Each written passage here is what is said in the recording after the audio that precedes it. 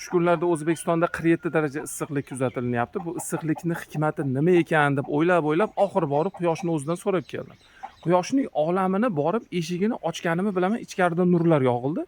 Nurlarni ostona xatlab ichkariga kirganimni bilaman, Quyosh muallaq go'zal bog' ustida nur sochib turibdi. Quyoshdan so'radim. Hikmati nima desam, Komil dedi. Bu dedi Quyoshning meni nurim dedi. Odamzod vitamin D oladi meni nurimdan dedi. Bu vitamin D sizlarni suyaklaringizni mustahkamlab beruvchi narsa hisoblanadi dedi. Keyinchi desam, keyin vitamin C oladi dedi. Bu shamollashga qarshi immunitet hosil bo'ladi meni vitamin C'imdan dedi. Ya'ni sizlar olasizlar uni dedi. Keyin dedi uyqunglar yaxshilanadi meni nurimdan, asabiylar tinchlanadi va hokazo vitamin kuchlarim bor meni dedi. Lekin me'yori yaxshi.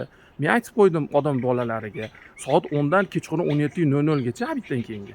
Chiqmanglar ko'chaga, chiqsanglar ham boshpana, ya'ni shapka, zontiklar bilan chiqinglar ko'chaga. Bo'lmasa chiqmanglar deb ogohlantirib qo'ydim. Buni ham lekin foydali tomoni bor. Men dedi Allohning iznisiz bir qadam ham bosmayman aslida. Faqat uni izni bilan harakatlanaman dedi. Shuning uchun hammamiz o'zimizni ehtiyot qilamiz, kerakli vitaminlarni quyoshdan olamiz.